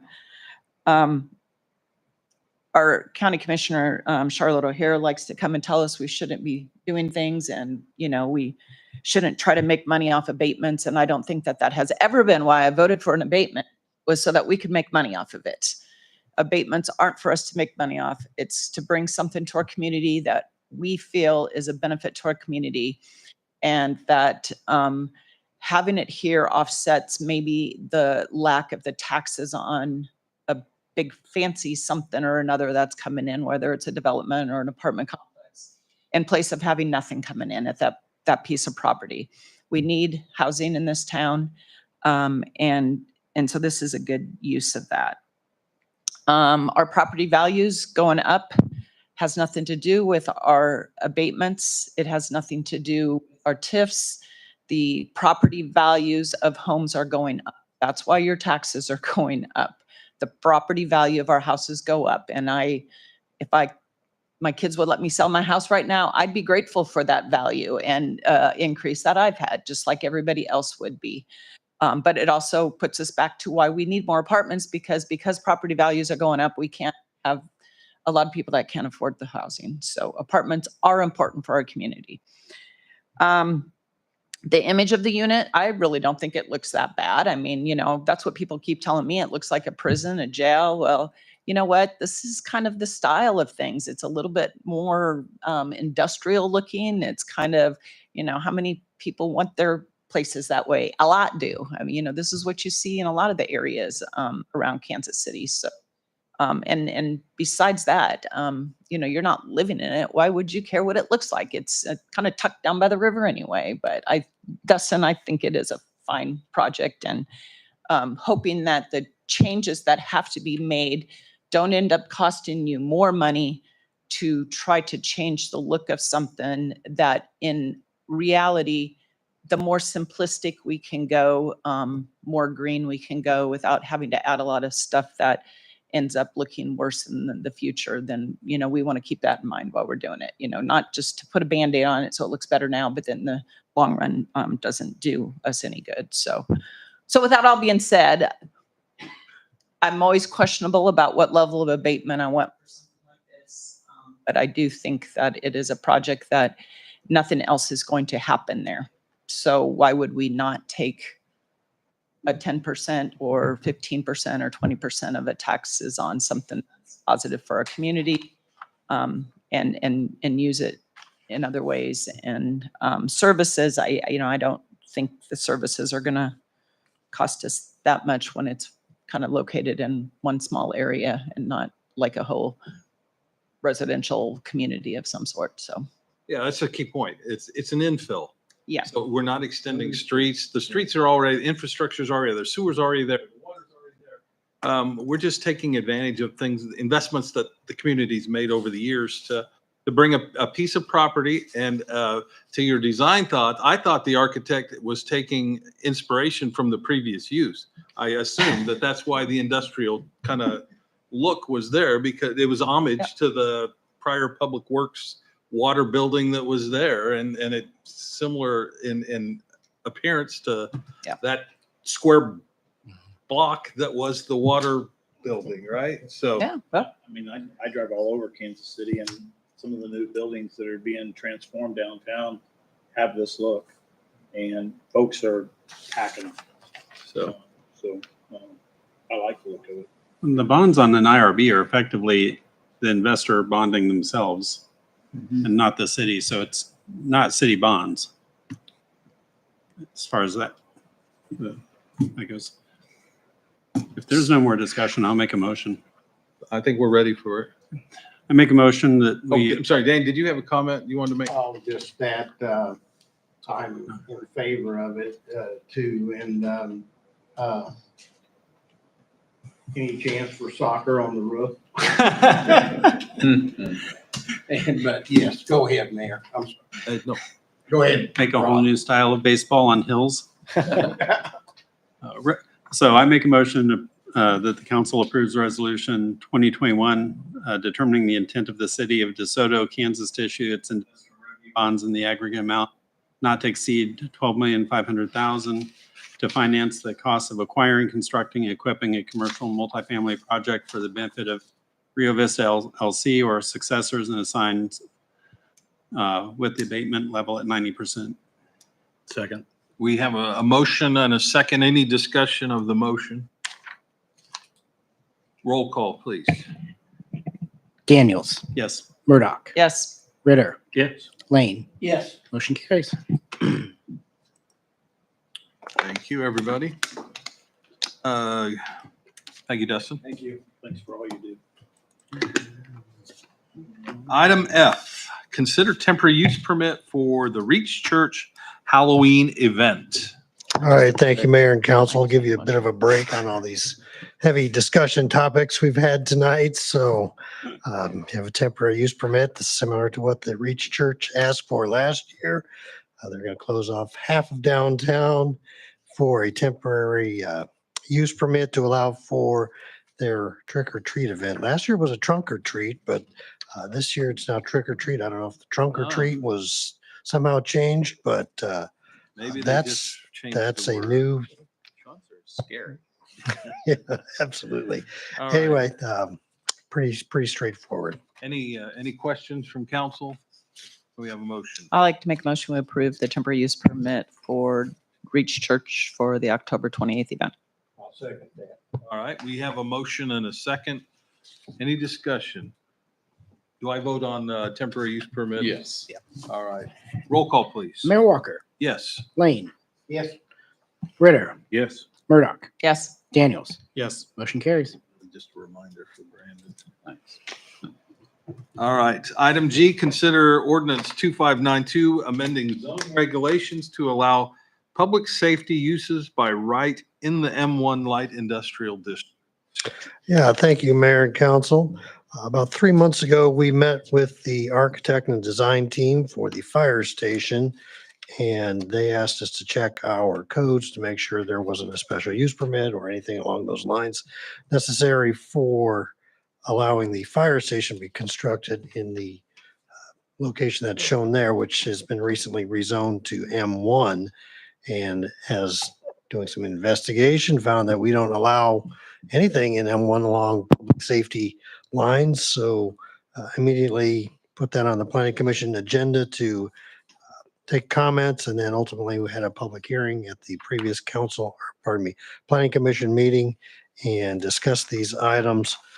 The planning commission agreed to allow all the items in the 922 category, while correctional institutions are not in, they will need a special use permit and they are called out separately in our code, but I included all the NAICS codes that are under the 922 category. As you can see, they're justice, public order, safety courts, police protection, legal counsel, parole offices, fire protection, and other public safety activities. As you can see, the 922-140 we already have in our code as a special use permit only in the office industrial. Planning Commission did hold a public hearing on this. No comments were taken or objections were stated, and the minutes are attached in your staff report. So with that, I will stand for any questions you may have. Any questions about what this motion? Kind of straightforward. Pretty straightforward. I'll make a motion. We approve ordinance 2592 as written. Second. We have a motion and a second. Any discussion? Roll call, please. Murdoch, Yes. Daniels. Yes. Ritter, Yes. Lane, Yes. Mayor Walker. Yes. Motion carries. All right. Item H, consider ordinance 2593 initiating eminent domain proceedings for the sanitary sewer main installation near Kill Creek Road and 95th Street. Is that correct? That Along 95th Street. Yeah. near Kill Creek. Yeah, council. So this is an ordinance a lot like the one we did early on with 103rd Street acquisitions. It's a just in case, a fallback scenario.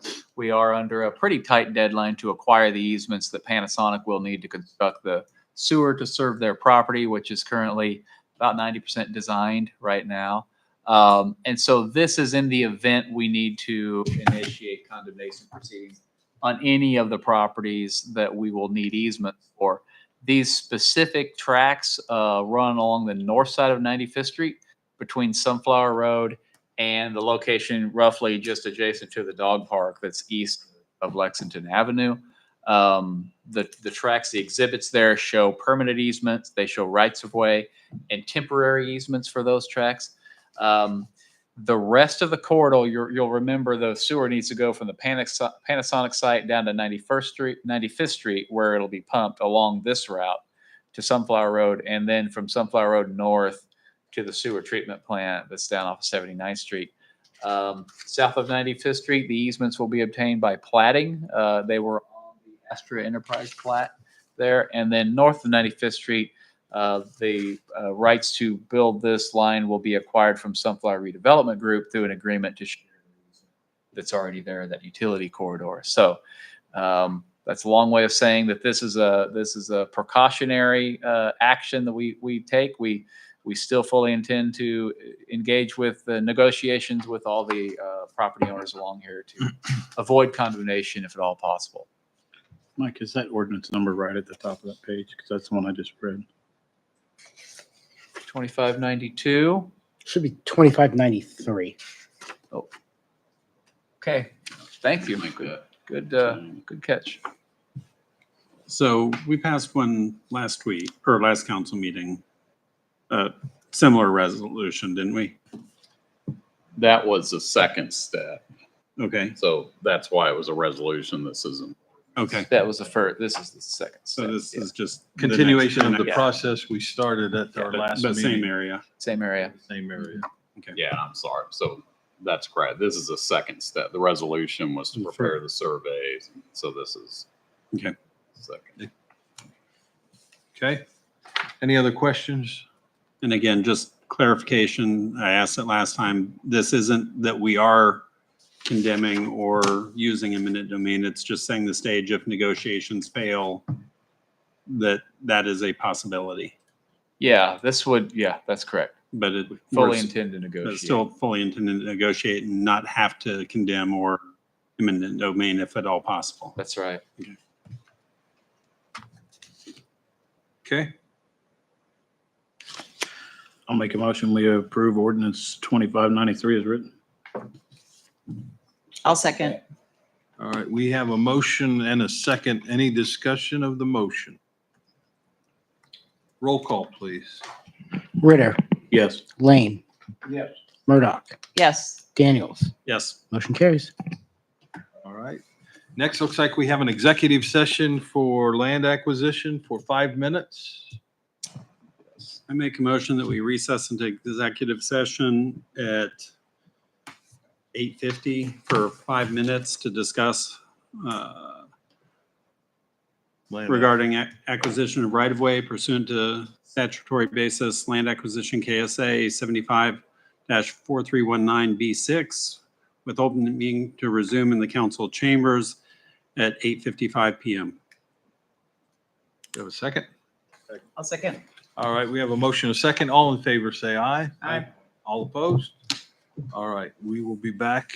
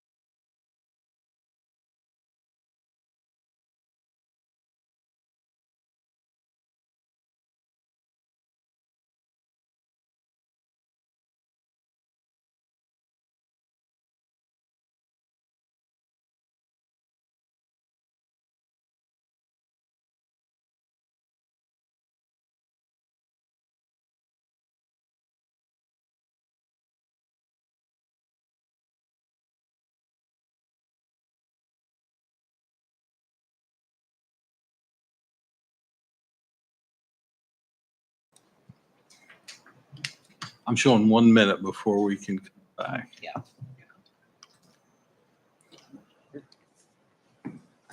Good job.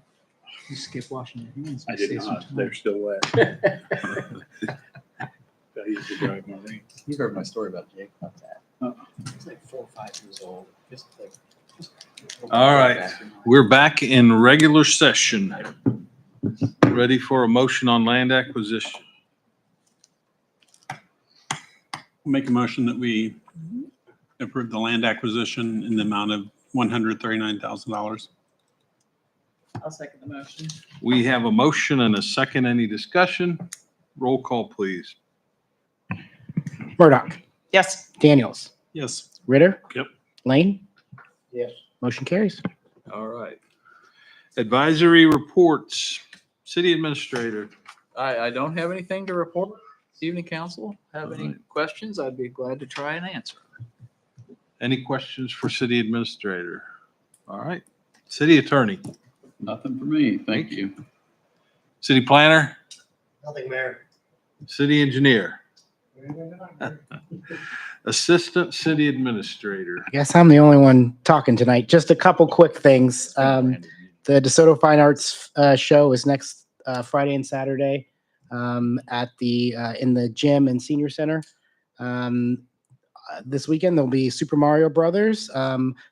It's Saturday night at Riverfest Park, and then Nightmare Before Christmas is next Saturday. That's going to be a larger event with a trunk or treat from 5 to 7, and then 7 o'clock to start. The UTV licenses are available. We've issued about 6 or 7 of those today. 7 because I issued one this afternoon, like after we closed City Hall. And then I just wanted to give a quick update on the Sunflower Road Trail. We have submitted plans to KDOT on the environmental study, and so we are about 40% of the way through the design of that trail. It's been a little bit since we've kind of updated you, so we are still on track to submit that to KDOT for construction in the fall. So I will stand for any questions if there's anything else. Any questions for Brandon? Just saw 2 UTVs at Lexington Park this morning when I was running. Stickers Did on they them? have stickers? Probably illegally, I but didn't get a chance to look because I was running, but one guy brought his dog there to the park in the UTV. Yeah, that's in those, yeah. So All right. Council comments. Lori, would you like to start tonight? oh, I had a whole list, but I'm getting kind of tired, so All right. I'll put them off for another week. Appreciate that. Rob? The only thing I've got is simply apparently at the Monday school district, the board meeting, the school district's considering what Shirley had mentioned of a property tax freeze on the taxes for people 65 and older when they hit 65. So the school district's looking at that. I have had one of the board members reach out to me and ask if we would consider it. I mean, I haven't given them a response. I'm actually going to sit down and talk with them and find out what the school district's considering, but that's something that's on their table at least. So figured I'd mention it. We allocated some money in the budget for next year for some sort of senior property tax. No real process of how that might work out, but Like I say, I don't know if they have a process of how it's working out for them yet or not, yeah. but I'll definitely ask. There's a You lot want me to to- take into consideration with that whole thing, because, there's people that are over 65 that make a heck of a lot more than someone who's 30 and bought a house and their property goes, I mean, it's one of those areas where when we turn 65, which I haven't got there yet, but we feel like we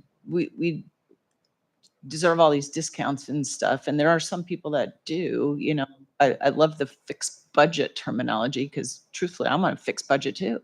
I mean, really, who isn't? We all have a salary and we only make what we make, right? So we're all on a fixed budget. So, I think, it's great that we can help people and I'm glad we're putting something into place to be able to help them. But I find it interesting on how we're going to be able to limit it for all people 65 and older. Well, and that's where the services the school district provides versus the city, what services we provide. I mean, at 65, their kids are grown and out and the parents of the grandkids are paying. But the city services, the 65-year-olds are still utilizing the police, as a matter of fact, my mom has utilized the ambulance and fire service and emergency service far more than my family has.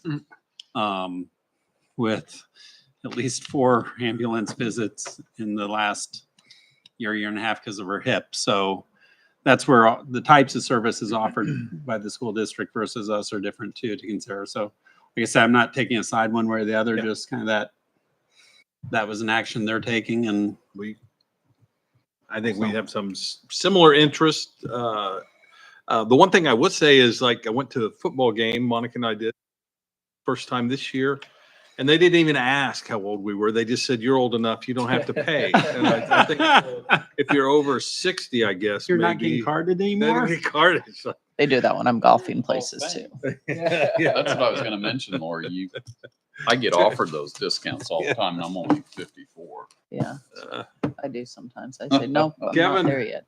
I just have one thing, and I should have brought it up a long time ago, but when you get on K-10 Lexington for the bridge stuff, I haven't been able to find a speed limit sign from the time you get off of Lexington until you go through that process. So I'm just wondering if KDOT could have put up a 55 mile an hour or something. I don't think people know. Oh, the work zone? Isn't that like always a work zone noise 50? Some are, some are. Some They are can be less. whatever they're signed to. They don't have. But I don't believe there's a sign there. And so we maybe get more tickets. Huh. But it's not a big deal, but I just. When you get on to go east. To go Yeah, east. go east. And they may have got one up and I just didn't see it. So, Danny?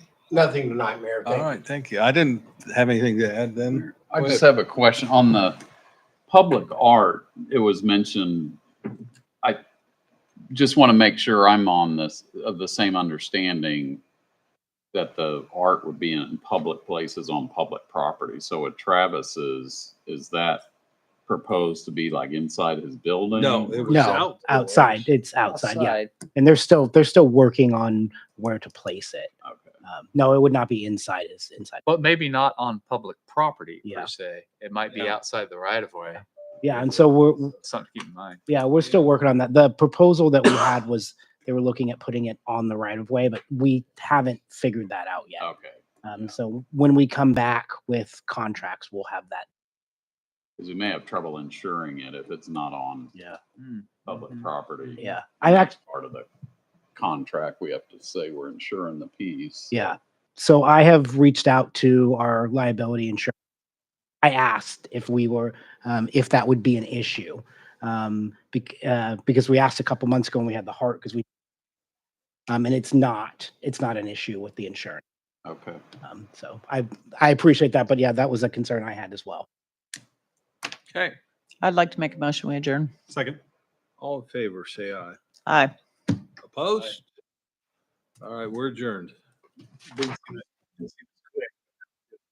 I tried.